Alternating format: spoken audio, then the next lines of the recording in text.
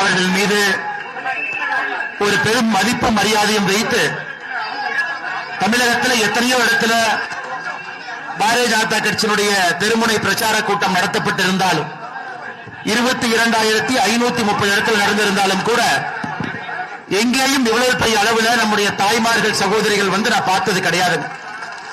இந்த அளவுக்கு நீங்க வந்திருக்கிறீங்கன்னா உங்களுடைய சட்டமன்ற உறுப்பினர், முன்னாள் அமைச்சர், ஏழை பங்காளர், அற்புதமான ஒரு பண்பாளர், உங்களோடு தொடர்ந்து சட்டமன்ற உறுப்பினராக 3 முறை இதே இடத்துல போட்டியிட்டு வெற்றி பெற்று 4வது முறையும் கூட மிகப்பெரிய வாக்கு வித்தியாசத்தில் அவரை வெற்றி பெற செய்ய வேண்டும் என்கின்ற உங்களுடைய எண்ண வெளிப்பாடு இங்க தெரிகிறது அன்பு சொந்தங்கள்.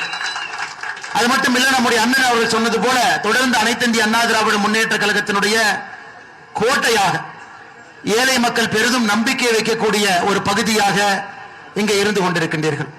அதனாலதான் மாரியம்மன் திடல்ல ஒரு தெருமுனை பிரச்சார கூட்டத்திற்கு இவ்வளவு பெரிய அளவுல எல்லோரும் சாயந்தரம் எவ்வளவு வேலை இருந்தாலும் கூட அதெல்லாம் விட்டுட்டீங்க வந்திருக்கிறீங்க. அதற்காக உங்களுடைய பாதத்தை தொட்டு வணங்கி எங்களுடைய நன்றிகளையும் கூட இந்த நேரத்தில் தெரிவித்துக் கொள்கின்றோம். அதே போல அனைத்து இந்திய அண்ணா திராவிட முன்னேற்ற கழகத்தினுடைய அந்த பகுதியினுடைய மாவட்ட துணை செயலாளர் அருமையண்ணன் செல்வதுரை அவர்கள், கட்சியினுடைய மூத்த தலைவர் அவர்கள் என்னோடு இருக்கின்றார்கள்.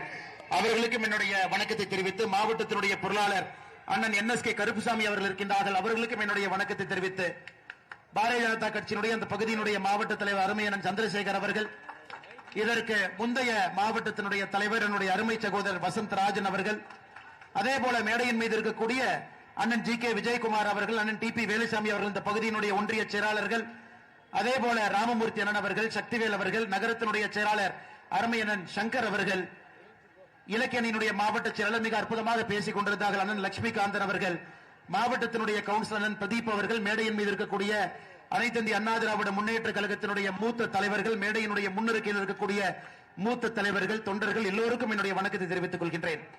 அதே போல பாரதிய ஜனதா கட்சியில் இணைந்திருக்கக்கூடிய முன்னாள் சட்டமன்ற உறுப்பினர் அண்ணன் சின்ராஜ் அவர்கள், அம்மா மக்கள் முன்னேற்ற கழகத்தினுடைய மாவட்டத்தினுடைய செயலாளர் அண்ணன் SR சதீஷ்குமார் அவர்கள் இருக்கின்றார்கள், அவர்களுக்கும் என்னுடைய வணக்கத்தை தெரிவித்து, ராஜகோபால் அண்ணன் சுந்தரராஜ் அவர்கள் பேச்சாளர் இருக்கின்றார்கள், அவர்களுக்கும் என்னுடைய வணக்கத்தை தெரிவித்து, பாரதிய ஜனதா கட்சியினுடைய சட்டமன்றத்தினுடைய அமைப்பாளர் அண்ணன் மாரிமுத்து அவர்கள், இணை அமைப்பாளர் கரு முத்தண்ணன் அவர்கள், மண்டல் தலைவர் அண்ணன் சம்பத்குமார் அவர்கள், கதிர்வேல் அவர்கள், பெரியதன் அவர்கள், சவுந்தரராஜன் அவர்கள், வெள்ளியங்கிரி அவர்கள், பாஸ்கரன் அவர்கள், ஜெயபிரகாஷ் அவர்கள், செந்தில் அவர்கள் மிகச் சிறப்பாக நம்ம எல்லாம் இந்த பகுதியிலே ஒருங்கிணைத்து இந்த கூட்டம் நடப்பதற்கு ஒரு முக்கிய காரணமாக இருக்கக்கூடிய அண்ணன் குழந்தைவேல் அவர்கள், மேடையின் மீது இருக்கக்கூடிய எல்லா பாரதிய ஜனதா கட்சியினுடைய அருமை தலைவர்கள், தொண்டர்கள் எல்லோருக்கும் என்னுடைய மாலை வணக்கத்தை தெரிவித்துக் கொள்கின்றேன். அருமை சொந்தங்களே, அண்ணன் SP வேலுமணி அவர்கள் பேசும் பொழுது எதற்காக திராவிட முன்னேற்ற கழகத்தினுடைய ஆட்சி தூக்கி எறியப்பட்டு நம்முடைய தேசிய ஜனநாயக கூட்டணியினுடைய ஆட்சி இங்க வரணும், அனைத்து இந்திய அண்ணா திராவிட முன்னேற்ற கழகத்தினுடைய ஆட்சி வரணும், அண்ணன் எடப்பாடி பழனிசாமி அவர்கள் எதற்காக நம்முடைய முதலமைச்சராக வர வேண்டும் என்று சொன்னார். நான் இப்ப சொல்றது உங்களுக்கு கொஞ்சம் வேதனையா இருந்தாலும் கூட நான் சொல்லணும்னு நினைக்கிறேங்க அம்மா. ஏன்னா தாய்மார்கள் இருக்கிறீங்க. 10ஆம் தேதிங்கிறது என்னங்க அம்மா, இன்னிலிருந்து 3 நாளைக்கு முன்னாடி விளாத்திக்குளம், தூத்துக்குடி பகுதியில் விளாத்திக்குளத்துல ஒரு குழந்தை 12வது பரீட்சை எழுதிட்டு வீட்டுக்கு வராங்க. ஒரு ஏழை குழந்தை, அம்மா கூலி வேலைக்கு போறாங்க. அந்த பாப்பாவுடைய பெயர் 17 வயசு இருக்கிறாள், அப்புறம் பேர் சொல்லக்கூடாதுங்க, அது ஒரு குற்றமாயிரும். பாப்பாக்கு ஒரு பேர் 10வதுல அந்த பாப்பா 500க்கு 495 மதிப்பெண் வாங்கின பாப்பா, 500க்கு 495. ஒரு ஏழை குடும்பத்தினுடைய பாப்பா வீட்டிலிருந்து டாய்லெட் இல்ல ஒரு வயக்காட்டுக்கு போறாங்க. 6:30 மணிக்கு போறாங்க, 8:30 மணி வரைக்கும் அந்த பாப்பாவை காணோம். அப்பா அம்மா எல்லாம் தொலைட்டு போறாங்க, அந்த பாப்பாவை காணோம். 9 மணிக்கு காவல் நிலையத்துக்கு போறாங்க. விளாத்திக்குளம் பக்கத்துல ஒரு காவல் நிலையத்துக்கு. காவல் ஆய்வாளர், நான் கேஸ் எடுத்துக்க மாட்டேங்கம்மா, மகளிர் காவல் நிலையத்துக்கு போங்கிறாங்க. நைட்டு ஃபுல்லா தொலை வராங்க, அந்த குழந்தையை காணோம்.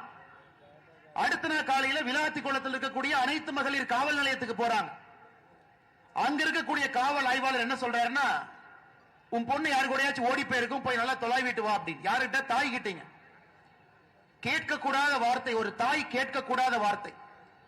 மறுபடியும் வர்றாங்க, மத்தியானம் வரைக்கும் தொலாவுறாங்க. மத்தியானம் 1:30 மணிக்கு அந்த பாப்பா காணாம போனது 10ஆம் தேதி சாயந்தரம் 6:30 மணிக்கு.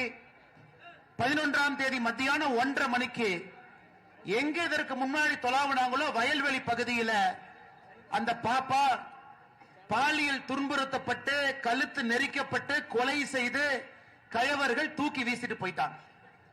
திராவிட முன்னேற்ற கழகத்தினுடைய ஆட்சி எதற்காக தூக்கி எறியப்பட வேண்டும் என்று பல சம்பவங்களை சொன்னா கூட இந்த ஒரு சம்பவங்கம்மா, ஒரு பானை சோறுக்கு ஒரு சோறு பதம் என்பது போல, ஒரு ஏழை குடும்பத்தில் பிறந்த ஒரு குழந்தை படிப்பினால் மட்டும்தான் மேல வர முடியுங்க, வேற எதனாலே வர முடியாது. அந்த குழந்தைக்கு கஷ்டப்பட்டு படிக்க வைக்கிறாங்க. 500க்கு 495, இதை விட மார்க் வாங்க முடியுமா நீங்க சொல்லுங்க. 12வது பரீட்சை எழுதுறாங்க, வீட்டுல டாய்லெட் எல்லாம் வெளியே போறாங்க. அங்க இருக்கக்கூடிய காவல்துறை அதிகாரிகள் கம்ப்ளைண்ட் கொடுத்த உடனே அதை வாங்கி ஒரு 7:30 மணிக்கு அந்த ஊரை சுத்தி தொலாவி பக்கத்து ஊர்ல தொலாவுனா இது நடந்திருக்குமா? அவங்களை அலக்கழிச்சு அடுத்த விழாத்துக்குள்ள மகளிர் காவல் நிலையத்துக்கு போய் அங்க அவமானப்படுத்தி 1:30 மணிக்கு சடலை தடுத்திருக்கிறாங்க. ஆறுதல் சொல்றதுக்கு திமுக காரங்க போறாங்க, ஊருக்குள்ளேயே விடல. கனிமொழி அவர்கள் சென்றிருக்கின்றார்கள் என்று ஊருக்குள்ளேயே வராதிங்கிட்டாங்க. இன்னைக்கு பட்டி தொட்டி எல்லாம் பெண்களுக்கு இருக்கக்கூடிய மிகப்பெரிய பிரச்சனை, யாருமே நிம்மதியா வீட்டுல தூங்க முடியலங்க, நடந்து போக முடியல, யாருக்குமே எங்கேயுமே உயிர் பயம் இருக்கு. நீ குழந்தை அந்த மாதிரி கொண்டு பண்ணிருக்காங்க. இந்த மாதிரி சொல்லிக்கிட்டே போலாங்க. கிருஷ்ணகிரியில 2.5 வயசு குழந்தை பாலியல் வன்கொடுமை பண்ணி துன்புறுத்தி கொண்டிருக்கின்றார்கள். யாருன்னா திமுக பொறுப்பில் இருக்கக்கூடிய ஒரு நபர். அருமை சொந்தங்களே, அதனாலதான் நம்முடைய பிரதமர் அவர்கள் சமீபத்தில் சொன்னாங்க, புரட்சி தலைவி அம்மா அவர்கள் ஆட்சியில் இருக்கும் பொழுது பெண்களுக்கு எதிரான குற்றத்தை யாராச்சும் செஞ்சாங்கன்னா அவர்கள் இருக்க முடியுமா அப்படின்னு ஒரு கேள்வியை வச்சாங்க. அது புரட்சி தலைவி அம்மாவுடைய பிறந்த நாள்ல பாரத பிரதமர் அவர்கள் சொன்னார்கள். அப்படிப்பட்ட தமிழகத்தில் இன்னைக்கு திராவிட முன்னேற்ற கழகத்தினுடைய ஆட்சியில ஒரு குழந்தை, பெண் குழந்தையா இருக்கட்டும், தாய்மாரா இருக்கட்டும், மூதாட்டியா இருக்கட்டும், 65 வயது 75 வயது மூதாட்டியா இருக்கட்டும், யாருக்குமே பாதுகாப்பு இல்லாத ஒரு தமிழகம். இந்த ஒரே ஒரு காரணத்திற்காக நீங்க திராவிட முன்னேற்ற கழகத்தை ஆட்சியிலிருந்து தூக்கி போட வேண்டிய கட்டாயம் நமக்கு இருக்குதுங்க. அம்மா அண்ணன் எடப்பாடி பழனிசாமி அவர்கள் நல்ல அனுபவம், முதலமைச்சராக அனுபவம், சட்டமன்ற உறுப்பினராக அனுபவம், ஏழை மக்களோடு சேர்ந்து பழகிய ஒரு அனுபவம், விவசாய குடும்பத்தில் பிறந்த ஒரு அனுபவம், சின்ன ஒரு கிராமத்தில் பிறந்த இன்னைக்கு ஒரு மிகப்பெரிய கட்சியினுடைய பொதுச் செயலராக இருக்கக்கூடிய அனுபவம். அரசியல்ல ஒரு பொறுப்புக்கு வர்றவங்க, அதிகாரத்துக்கு வர்றவங்க இப்படித்தான் இருக்கணும்னு நினைப்போம். நம்மள மாதிரி இருக்கணும், நம்ம பிரச்சனையை புரிஞ்சுக்கணும், நம்மளைய பார்த்தாலே என்னன்னு உங்களுக்கு தெரியணும். தங்க தட்டுல சாப்பிட்டு கூடாது, தங்க ஸ்பூன்ல சாப்பிட்டு கூடாது, காலையில 11 மணிக்கு எந்திரிச்சிருக்க கூடாது, தோட்டத்துல வேலை செஞ்சிருக்கணும். அவர்கள் நம்முடைய தலைவர்களாக வந்தால் நம் பிரச்சனை தெரியும் என்று நினைப்போம். இன்னைக்கு அந்த மாதிரி ஒரு தலைவர் நமக்கு இருக்கிறாங்க. முதலமைச்சர் வேட்பாளர் நம் முன்னால் இருக்கின்றார்கள். நீங்க எதுவுமே யோசிக்கிறதுக்கு ஒண்ணுமே இல்லைங்க. நான் தொண்டாமுத்தூர் தொகுதிக்குள்ள வரும் பொழுது திமுக காரங்க இன்னைக்கு போஸ்டர் மட்டும்தான், வேற எங்கேயும் மக்கள் அவங்களை எங்கேயும் ஊருக்குள்ளேயே விடுறதில்லை. ஒரு போஸ்ட் ஒட்டிந்தாங்க தொண்டாமுத்தூர் தொகுதிக்கு வெளியே பார்த்தேன், இந்த முறை வெச்ச குறி தப்பாது தொண்டாமுத்தூர்ல. 3 முறை தோத்து மறுபடியும் அதே குறியை வைத்து மறுபடியும் தொண்டாமுத்தூர்ல மிகப்பெரிய வாக்கு வித்தியாசத்தில் திராவிட முன்னேற்ற கழகம் நீங்க தோக்கத்தான் போறாங்க. அதுக்கு எதுக்கு வீணா போஸ்டுக்கு செலவு பண்ணி அது ஒற்றவங்களுக்கு எல்லாம் செலவு பண்ணிட்டு ஏதை பண்ணிட்டு இருக்கிறீங்க? இன்னைக்கு திராவிட முன்னேற்ற கழகத்தை பொறுத்தவரை நாங்க தாய்மார்களுடைய வங்கி கணக்குக்கு 5000 ரூபாய் போட்டோம், 5000 ரூபாய் போட்டோம். இது ஒரு படத்துல ஜனகராஜ் என்ன ஒரு டவுன் பஸ் ஏற போற, எதுக்கு சந்தோஷமா இருக்கீங்கன்னா என் பொண்டாட்டி ஊருக்கு போயிட்டு அதனால நான் சந்தோஷமா இருக்கிறேன். அந்த மாதிரி இல்லை. இன்னைக்கு தாய்மார்களுக்கு தெரியும், இன்னைக்கு அதனால தாய்மார்கள் சந்தோஷமா இருக்கிறாங்க. 5000 ரூபாய் அக்கௌண்ட்டுக்கு வந்துருச்சு, எங்களுக்கு ஓட்டு போட போறாங்க. எந்த தாய்மார்களும் சந்தோஷமா இல்ல, அவங்களுக்கு வர வேண்டிய பணம் வங்கி கணக்குக்கு வந்திருக்கு, அவ்வளவுதான். உங்க பணம் உங்க வங்கி கணக்குக்கு வந்திருக்கு. இதுல சந்தோஷப்படுறதுக்கு ஒண்ணு இல்லைங்களேங்கம்மா.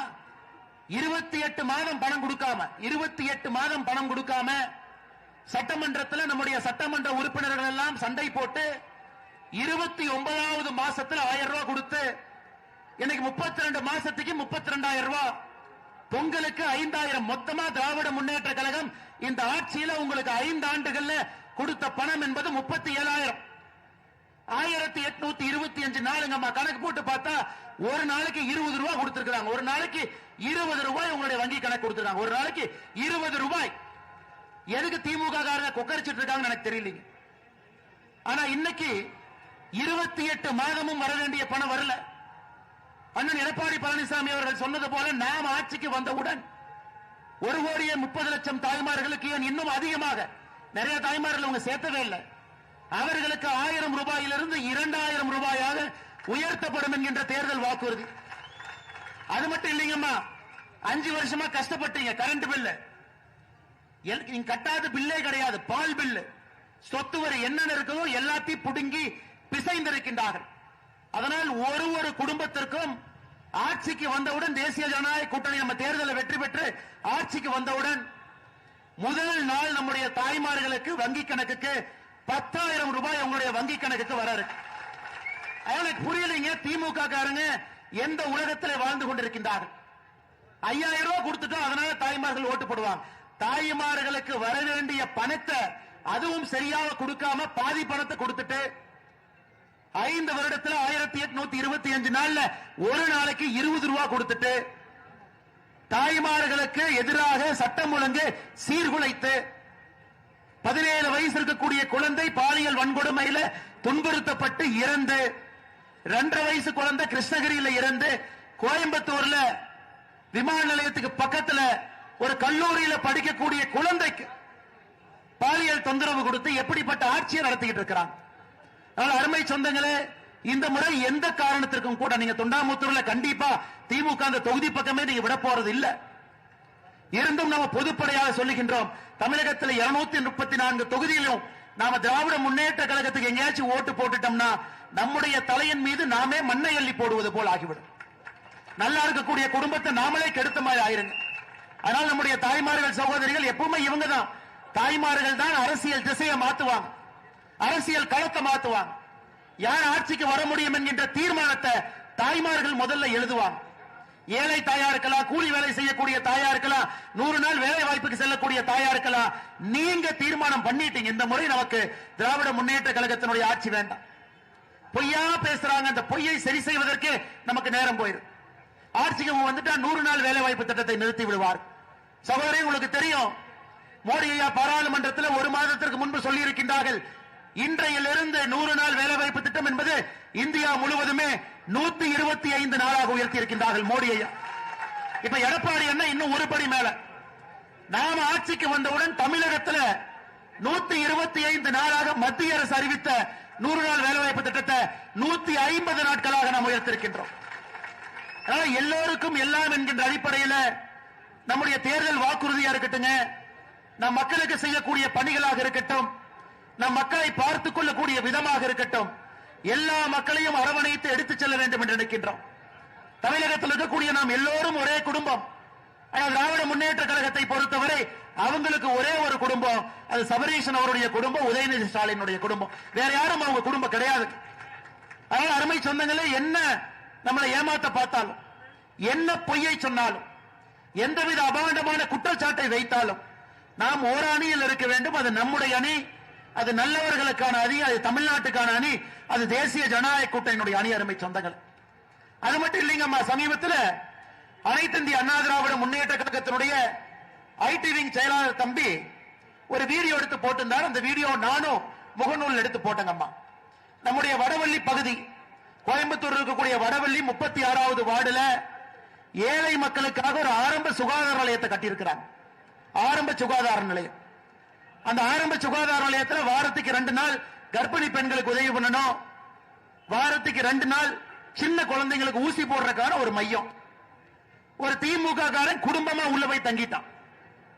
அது ஒரு அதிமுக காரங்க வீடியோ எடுத்து போட்டாங்க. வடவள்ளியில 36வது வார்டுல பாருங்க, ஒரு திமுக பொறியாளர் அணி துணை அமைப்பாளர் ஷாம் சுந்தர் போய் தங்கி இருக்கிறார்.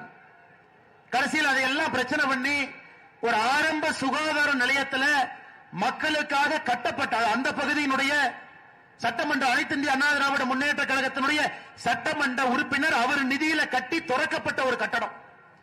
இன்னைக்கு அரசாங்க கட்டடத்தை ஆக்கிரமிப்பு பண்றாங்க, அரசாங்க நிலத்தை ஆக்கிரமிப்பு பண்றாங்க. 2011 எப்படி புரட்சி தலைவி அம்மா அவர்கள் ஆட்சிக்கு வந்தவுடன் திமுக கார எங்கெல்லாம் நிலத்தை அடிச்சு பிடுங்கினாங்களோ அவர்களுக்காக ஒரு தனி இலாக்கா போட்டாங்க. அதே போல ஒரு தனி இலாக்கா போட வேண்டிய நிலைமை நமக்கு வந்துருச்சு. ஏழை தாயினுடைய வயிற்றிலே அடித்து பிடுங்கி அரசு சொத்தை அபகரித்து கொள்ளையடித்து ஊழல் செய்து இன்னைக்கு மக்களுக்கு சட்டம் ஒழுங்கு பாதுகாப்பு இல்லாத ஒரு தமிழகத்தை உருவாக்கி இருக்கக்கூடிய திராவிட முன்னேற்ற கழகத்தை நம்ம வீட்டுக்கு அனுப்ப வேண்டிய கட்டாயம் நமக்கு இருக்குங்க. நமக்கு இந்த ஆட்சி வேண்டாம், ஸ்டாலின் ஐயா வேண்டாம். 5 வருஷம் நம்ம பார்த்துட்டுங்க, தப்பி தவறிதான் அவரே வந்தாருங்க. 4 லட்சம் வாக்கு வித்தியாசம் தான். 2021 தேர்தலை மொத்தமா எடுத்துக்கிட்டீங்கன்னா அனைத்து இந்திய அண்ணா திராவிட முன்னேற்ற கழகம் தலைமையிலான தேசிய ஜனநாயக கூட்டணியும் திராவிட முன்னேற்ற கழக கூட்டணி அந்த பக்கம் பாத்தீங்கன்னா மொத்த தமிழ்நாட்டுக்கு சேர்த்து 4.5 லட்சம் ஓட்டு தான் வித்தியாசம். அது ஒரு பெரிய வித்தியாசம் கிடையாதுங்க. ஆனால் இந்த முறை எந்த காரணத்திற்கும் கூட திராவிட முன்னேற்ற கழகத்தை நாம் ஆட்சியில் விடக்கூடாது. அவங்க நமக்கு வேண்டாம், வெறும் பொய்யை மட்டும் சொல்றாங்க. இன்னைக்கு எதற்காக பாரதிய ஜனதா கட்சி நாம் எல்லோரும் ஒரே அணியில ஒருங்கிணைந்து அண்ணன் எடப்பாடி பழனிசாமி அவர்களை முதலமைச்சராக கொண்டு வர வேண்டும் என்று ஏன் பேசுகின்றோம்? ஏன்னா பாரத தலைவர் ஐயா நரேந்திர மோடி அவர்கள் உத்தரவு போட்டிருக்கிறாங்க. என்ன சொல்லியிருக்கிறாங்க? அதிமுக ஆட்சியில் இருந்த பொழுது இந்தியாவில் எங்கேயுமே 2016 இருந்து 21 வரை ஒரே நேரத்தில் 11 மருத்துவக் கல்லூரி ஒரே நேரத்தில் நம்ம கொடுக்கலீங்கம்மா. தமிழகத்துக்கு கொடுத்தோம், கேட்டு வாங்கினாங்க, சிறப்பா செஞ்சாங்க. நீலகிரியிலிருந்து கொங்கு மண்டலத்தில் 6 கல்லூரிகளை திறந்து இன்னைக்கு குழந்தைங்க எல்லாம் மருத்துவம் படிக்கிறாங்க. அதே போல அதிமுக அங்கே ஆட்சியில் இருந்த பொழுது மத்திய அரசுடைய திட்டங்கள் இங்கே முழுமையாக வந்துச்சு. இன்னைக்கு பிரதமர் வருத்தப்படுறாங்க, ஏழை மக்களுக்கு கொடுக்கக்கூடிய வீட்டு திட்டத்தை திராவிட முன்னேற்ற கழக அரசு முடக்கி இருக்கின்றார்கள் அப்படின்னு பிரதமர் குற்றம் சாட்டுறாங்க. பாருங்க, ஒரு நாட்டினுடைய பிரதமர் ஐயா மோடி அவர்கள் பொது மேடையில சொல்றாங்க, டெல்லியிலிருந்து நாங்கள் கொடுக்க வேண்டும் என்று நினைக்கின்றோம். தமிழக மக்களுக்கெல்லாம் கிராமப்புறத்தில் வீடு கொடுக்கணும்னு நினைக்கிறோம். அதையெல்லாம் முடக்கி வைத்திருக்கின்றார்கள். இந்த ஒரு காரணம், ஒரே ஒரு காரணம், மத்திய அரசுடைய எல்லா திட்டங்களும் மாநில அரசு மூலமாக தங்கு தடை இல்லாம மக்களுக்கு வந்து சேர வேண்டும் என்கின்ற ஒற்றை கருத்துல பாரதிய ஜனதா கட்சி இன்று அண்ணன் எடப்பாடி பழனிசாமி அவர்களை முதலமைச்சர் ஆக்கணும். 234 தொகுதியிலும் தேசிய ஜனநாயக கூட்டணி ஜெயிக்கணும். நமக்கு என்னங்கம்மா, நாம் எல்லோரும் அரசியல் இருப்பது மக்கள் நல்லா இருக்கணும், மக்கள் நல்லா இருக்கணும். மத்திய அரசுடைய திட்டத்தையும் விட மாட்டீங்க, மாநில அரசு நீங்களும் திட்டம் போட மாட்டீங்க, பொய்யா சொல்றீங்க, தலைக்கு மேல கடன் வாங்கி வச்சிருக்கிறீங்க. இன்னைக்கு தாய்மார்கள் நீங்க உட்கார்ந்து இருக்கிறீங்கம்மா, உங்களுக்கு தெரியும் திராவிட முன்னேற்ற கழகம் ஆட்சிக்கு வந்த பொழுது 2021 ஒரு ரேஷன் அட்டையின் மீது இருந்த கடனுங்கம்மா, ஒரு தலையின் மீது ரேஷன் அட்டையின் மீது இருந்த கடன் 2,10,000 ரூபாய். இன்னைக்கு 5 ஆண்டுகள் ஆட்சி முடிந்து ஒரு ரேஷன் அட்டையின் மீது இருக்கக்கூடிய கடன் ஒரு தலையின் மீது 4,82,000 ரூபாய். அப்ப 5 வருஷத்துல ஒரு ரேஷன் அட்டைக்கு 2,72,000 ரூபாய் கடன் வாங்கியிருக்காங்க. கடன் ஆமா, உங்களுக்கு கொடுத்தது எவ்வளவு? 32,000 ரூபாய், 32 மாசம் 1000, 5,000 ரூபாய் பொங்கல், 37,000. அது 1,825 நாள், 5 வருஷம் கணக்கு போட்டா ஒரு நாளைக்கு 20 ரூபாய் பாக்கெட்ல 20 ரூபாய். ஆனா உங்க மேல கடன் வாங்கி இருக்கிறது 5 ஆண்டுகள்ல 2,72,000. 2,72,000 5 வருஷம் பாருங்க, ஒரு நாளைக்கு 150 ரூபாய் கடன். இதுதாங்க கருணாநிதி தனம் நம்ம சொல்றோம் இல்லைங்களா? அடிக்கடி கருணாநிதி தனம்னு சொல்றோம். ஏன்பா, என் தலைமையில 150 ரூபாய் கடன் வாங்கி என் பாக்கெட்ல 20 ரூபாய் வச்சு 130 ரூபாய் நீ ஆட்டையை போட்டேன்னு சொல்லுவாங்கல்லங்கம்மா, அதான் இந்த 5 ஆண்டு. இதுக்கு ஒரு பேரு திராவிட மாடல் அரசு, இதுக்கு ஒரு பேரு வேற வச்சிருக்காங்க. இல்ல நாங்க மேடை போட்டு அண்ணன் சொன்னது போல நாளைக்கு திமுக காரங்க இங்க வந்து நாம் சொன்ன தரவு தப்புன்னு சொல்லட்டும், நான் பொது மன்னிப்பு கேட்கிறேங்கம்மா, பொது மன்னிப்பு கேட்கிறேன். இல்ல அப்படி இல்லவே இல்ல, நான் பொது மன்னிப்பு இதே இடத்துல மேடை போட்டு கேட்கிறேங்கம்மா. உங்க பேரை வைத்து ரேஷன் அட்டையை வைத்து 5 ஆண்டுகள் 2,72,000 ரூபாய் கடன், ஒரு நாளைக்கு 150 ரூபாய். ஆனா உங்களுக்கு வந்தது 20 ரூபாய், ஒரு நாளைக்கு 130 ரூபாய் உங்களுக்கு கடன். என்ன ஆச்சுங்கம்மா, என்ன ஆச்சு? ஆனால் நம்முடைய ஆட்சி வந்த பிறகு இன்னைக்கு நாம மக்களுக்கு பல விஷயங்களை சொல்லி இருக்கின்றோம். 2,000 ரூபாய். இன்னைக்கு திமுக காரன் சொல்றான், இல்ல அதிமுக சொல்லுவாங்க செய்ய மாட்டாங்க. நம்முடைய ஆட்சி மகாராஷ்டிராவில் இருக்குதுங்கம்மா. இதற்கு முன்பு கூட்டணி ஆட்சி, இன்னைக்கு கூட்டணி ஆட்சியில் இருக்கும். அங்க மகாராஷ்டிராவில் ஒரு சகோதரிக்கு 2,100 ரூபாய் நம்முடைய அரசு கொடுக்குது. 2,100. அப்ப இங்க அனைத்து இந்திய அண்ணா திராவிட முன்னேற்ற கழகத்தினுடைய பொதுச் செயலாளர் எடப்பாடி பழனிசாமி அவர்கள் ஒரு சகோதரிக்கு 2,000 கொடுப்போம்னா முதல் மாசம் முதல் நாள் 2,000 ரூபாய் கொடுப்போம்மா, 29வது மாசம் கொடுக்க மாட்டோம். அதனால எந்த அடிப்படையிலும் நீங்க திமுகவுக்கு வாக்களிக்க வேண்டிய அவசியம் இல்லைங்க. சட்டம் ஒழுங்கு கெட்டு போச்சு. தலைமை கடன் சொல்றேன்னு சொல்லக்கூடிய பணம் நேரத்துக்கு வர்றதில்லை. எந்த இடத்திலும் கூட எந்த வேலையும் செய்யலீங்கம்மா. இன்னைக்கு ஜிடி நாயுடு பாலம், அதுக்கு மட்டும் முதலமைச்சர் வர்றாரு. அடிக்கல் நாட்டினது யாரு? அனைத்து இந்திய அண்ணா திராவிட முன்னேற்ற கழகம். கோயம்புத்தூர் மாவட்டத்துக்குள்ள சுத்தி சுத்தி சுத்தி சுத்தி முதலமைச்சர் வந்து சாம்பிராணி போடுற மாதிரி போட்டுக்கிட்டே இருக்காரு. மக்களுக்கு சாம்பிராணி போடுற மாதிரி. அவர் எதுக்கு வர மாட்டார், நேரா வருவாரு. ஒரு லைப்ரரியை பாக்குறதுக்காக ஒரு 10 பேர் சேருவாங்க, திரும்ப பிளைட்ல போயிருவார். அடிப்படையில் கிராமப்புறத்துக்கு ஆரம்ப சுகாதார நிலையத்தை கட்டி கொடுத்தாங்களா? இல்லை, இந்த ஆட்சியில வரலீங்க. கிராமப்புறத்துக்கு பேருந்து நிலையம் இந்த ஆட்சியில வரல. அண்ணன் எஸ்பிபி அவர்கள் சொன்னது போல அடுத்த கட்டம் செல்வதற்கான உயர் சிகிச்சை இந்த ஆட்சியில் இல்ல. ஏழை மக்கள் மடிந்து கொண்டிருக்கின்றார்கள். நான் ஒரே ஒரு புள்ளி விவரத்தை சொல்றேன் பாருங்கம்மா. நாம எல்லாம் கூட்டம் போட்டு சொல்றோம் தமிழகத்தில் ரேப் அதிகமாயிருச்சு, தமிழகத்தில் பெண்களுக்கு எதிரான குற்றம் அதிகமாயிருச்சு. நேற்று நம்முடைய உள்துறை செயலாளர் பத்திரிகையாளர் சந்திப்பு நடத்தார். நீங்க பாருங்கம்மா, தமிழகத்தினுடைய உள்துறை அமைச்சர் யாருன்னா முதலமைச்சர். பயந்து போய் அவரு வரல, டிஜிபி அனுப்புறாரு, கமிஷனர் அனுப்புறாரு, உள்துறை செயலாளர் அனுப்புறாரு. 5 பேரை வந்து இந்த மாடுகள்லாம் ஆடுகள்லாம் பாத்தீங்கன்னா இந்த பக்கரா ஆடு மாதிரி வந்து நிக்கும். அந்த மாதிரி 5 பேர் உட்கார்ந்து பத்திரிகையாளர் சந்திப்பு நடத்துறாங்க. அதுல அவங்க தரவு கொடுக்கறாங்கம்மா. 5 ஆண்டுகள்ல தமிழகத்தில் நடந்த கொலை மட்டுமே 5 ஆண்டுகள்ல தமிழகத்தில் நடந்த கொலை 8008 பேர் தமிழகத்திலே வெட்டி படுகொலை செய்யப்பட்டிருக்கின்றார்கள். 5 ஆண்டுகள் 5 ஆண்டுகள் நடந்த கற்பழிப்பு மட்டுமே தமிழகத்தில் 2080. 5 ஆண்டுகள்ல இது நல்லா கேளுங்கம்மா. 5 ஆண்டுகள்ல 18 வயசுக்கு கீழ் இருக்கக்கூடிய பெண் குழந்தை 18 வயசு கீழ் இருக்கக்கூடிய பெண் குழந்தையின் மீது நடத்தப்பட்ட குற்ற சம்பவங்கள் 5 ஆண்டுகள்ல 39,900. நல்லா கேட்டுக்கோங்க, 39,900.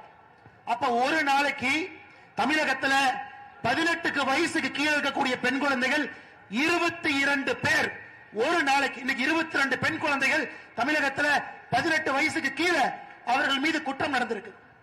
எந்த மண்ணாங்கட்டி ஆட்சி நடத்துறாங்கம்மா? மண்ணாங்கட்டி ஆட்சி.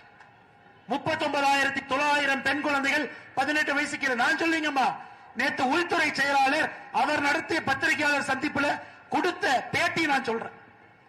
எந்த காரணத்திற்கும் திராவிட முன்னேற்ற கழகம் தமிழகத்தில் திரும்ப ஆட்சிக்கு வரக்கூடாதுங்கம்மா.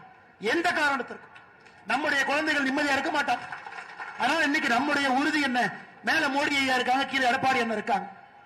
கோயம்புத்தூரை பொறுத்தவரை இந்த பகுதியினுடைய வளர்ச்சிக்கு மறுபடியும் அண்ணன் எஸ்பி வேலுமணி அவர்கள் வரப்போறாங்க. நம்முடைய நோக்கம் என்னன்னா, கோயம்புத்தூர் இந்த 5 ஆண்டுகள், கோயம்புத்தூர் 5 ஆண்டுகள்ல எஸ்பி வேலுமணி என்ன ஒரு சின்ன தப்பு பண்ணிட்டார். 2021 என்ன பண்ணாரு? 10க்கு 10 ஜெயிச்சார். 10க்கு 10. அந்த 10க்கு 10 ஜெயிச்சது பண்ண தப்புக்கு திமுக என்ன பனிஷ்மெண்ட் கொடுத்தான்னு தெரியுமாங்கம்மா? நீங்களாம் நம்ம சில விஷயத்தை மறந்துடுறோம். கொரோனா தடுப்பூசி மருந்த கோயம்புத்தூருக்கு 3 மாசம் நிறுத்தினாங்க, குறைவா கொடுத்தாங்க. இங்கே அனைத்து இந்திய அண்ணா திராவிட முன்னேற்ற கழகம் கட்சி ஆர்ப்பாட்டம் பண்ணாங்க, பாரதிய ஜனதா கட்சி ஆர்ப்பாட்டம் பண்ணுச்சு, அமமுக ஆர்ப்பாட்டம் பண்ணாங்க, தமிழ் மாநில காங்கிரஸ் ஆர்ப்பாட்டம் பண்ணாங்க. அம்மா, நான் சொல்வது 2021 மே மாசம், ஜூன் மாசம், ஜூலை மாசம். அது எப்படி கோயம்புத்தூர்ல 10க்கு 10 இங்க தேசிய ஜனநாயக கூட்டணி ஜெயிக்கலாம்? ஆர்ப்பாட்டம் செய்து நீங்க தடுப்பூசி கம்மியா கொடுக்கறீங்க, வேற வேற பகுதிக்கு அனுப்புறீங்கன்னு சொன்ன பிறகு முதலமைச்சர் வந்து பத்திரிகையாளர் சந்திப்பு கோயம்புத்தூர் நடத்தினார். இஎஸ்ஐ மருத்துவமனைக்கு சிங்கானல்லூருக்கு போயிட்டு சொன்னார், ஐயோ அப்படி இல்லைங்க, அப்படி இல்லைங்க, நான் கோயம்புத்தூருக்கு எல்லாமே கொடுப்போம். கோயம்புத்தூர் மக்கள் தெளிவா இருக்கிறாங்க. இன்னைக்கு தயாநிதி மாறன் சொல்றாரு, கோயம்புத்தூர்காரங்க பக்கத்தூர்காரங்களை கெடுப்பாங்களாமா. பாருங்கம்மா, தயாநிதி மாறன் அவர் சொல்லும் போது அதை கேட்டு கை தட்டி சிரிச்சது யாருன்னா செந்தில் பாலாஜி, 10 ரூபா பாலாஜி. தயாநிதி மாறன் அம்மா, என்னைக்கு கருணாநிதி அவர்கள் ஒரு முறை சொன்னார்கள், நெல்லை எங்கள் எல்லை, குமரி எங்கள் தொல்லை. அதாவது திருநெல்வேலி வரைக்கும் தான், கன்னியாகுமரிக்குள்ள நாங்க போக மாட்டோம். அன்றையிலிருந்து கன்னியாகுமரி திராவிட முன்னேற்ற கழகத்துக்கு இல்லை, அது காங்கிரஸ் கிட்ட இருக்கும், வேற கட்சி கிட்ட இருக்கும். நெல்லை எங்கள் எல்லை, குமரி எங்கள் தொல்லைனார். அன்னையோட கன்னியாகுமரி வெளியே போயிடுச்சு. திமுக காரன் நான் ஓட்டு போட மாட்டேன். இன்னைக்கு தயாநிதி மாறன் சொல்லுகின்றார், கோயம்புத்தூர்காரங்க குசும்காரங்க பக்கத்தூர்காரங்களை கெடுப்பாங்க. கோயம்புத்தூர்காரர்கள் அவர்களும் வாழ்வார்கள், வெளியே இருந்து யார் வருகின்றார்களோ அவர்களையும் வாழ வைப்பார்கள். இந்த மண்ணிற்கான அதற்கு நானே ஒரு உதாரணம். 2002 இந்த ஊருக்கு படிப்பதற்காக வந்தேன். 23 ஆண்டுகளுக்கு முன்பு பொறியியல் படிப்பதற்காக இதே ஊரில் திருமணமும் செய்து கொண்டேன். கோயம்புத்தூரை பொறுத்தவரை அவர்களும் நன்றாக இருப்பார்கள், அடுத்தவர்களுக்கும் ஒரு வாய்ப்பு கொடுத்து வளர வைப்பார். இன்னைக்கு அந்த கட்சி எங்க வெல்லாமா? இப்படி சொல்றவங்களை வெல்லாமா? அதனால் நீங்கள் தயாநிதி மாறன் அவராக இருக்கட்டும், செந்தில் பாலாஜியாக இருக்கட்டும், இந்த ஊரினுடைய தன்மை, ரொம்ப மரியாதை கொடுக்குறவங்க கோயம்புத்தூர்காரங்க. ஒரு அடி அடிச்சா கூட ஏனுங்க அடிக்கிறீங்க அப்படிம்பாங்க, ஏனுங்க அடிக்கிறீங்க. அந்த அளவுக்கு மரியாதை தெரிந்த கோயம்புத்தூர்காரங்களுக்கு மரியாதை கொடுக்க தெரியாத திராவிட முன்னேற்ற கழகம் எப்பவும் வேண்டாம். மறுபடியும் இந்த முறை இந்த பகுதியில் 10க்கு 10 மறுபடியும் அண்ணன் வேலுமணி அவர்கள் போன முறை 10க்கு 10, இந்த முறை 10க்கு 10 நம்முடைய ஆட்சி. ஒரு பெரிய பொறுப்புல மாரியம்மனுடைய அருள் அண்ணன் எஸ்பி வேலுமணி அவர்கள் இந்த பகுதிக்கு மறுபடியும் வரட்டும். எங்களுக்கு தேவையெல்லாம் கோயம்புத்தூருடைய பெருமை உயரட்டும், கோயம்புத்தூர் வளரட்டும், அது எங்களுக்கு போதும். அதுக்காக மட்டும் நாங்கள் உழைத்துக் கொண்டிருக்கின்றோம். அருமை சொந்தங்களே, மறந்தும் இருந்து விடாதீர்கள், இருந்தும் மறந்து விடாதீர்கள். தேர்தல் எப்ப வேணாலும் வரப்போகுது. இந்த தொகுதியில நீங்க ரெட்டலைக்கு வாக்களிக்க போறீங்க. எங்கெல்லாம் தேசிய ஜனநாயக கூட்டணி இருக்குதோ அந்தந்த கட்சியினுடைய சின்னத்திற்கு, பாரதிய ஜனதா கட்சிக்கு தாமரையில் நினைக்க போறீங்க, அமமுக இருக்கிறாங்க குக்கர்ல போட போறீங்க, தமிழ் மாநில காங்கிரஸ் இருக்கிறாங்க சைக்கிள் சின்னத்தில் போட போறீங்க. கூட்டணி கட்சி மிக முக்கியமாக இந்த தொகுதியில ஒரு வரலாறு காணாத வெற்றி. எப்ப போஸ்ட் அடிச்சு இந்த முறை குறி தப்பாதன போஸ்ட் அடிக்கிறானோ வரலாறு காணாத வெற்றியை தொண்டாமுத்தூரிலே நீங்கள் அளிப்பீர்கள் என்கின்ற முழு நம்பிக்கையோடு தெருமுனை பிரச்சார கூட்டத்திற்கு வந்திருக்கக்கூடிய எல்லா முன்னறிக்கையில் இருக்கக்கூடிய பெரியவர்கள், இந்த கட்சியினுடைய மூத்தவர்கள், எல்லா நம்முடைய தாய்மார்கள், அம்மா நாம வந்தோம்னா 100 நாள் வேலை வாய்ப்பு 150 நாள் என்பதை நீங்கள் மறந்து விடாதீர்கள்.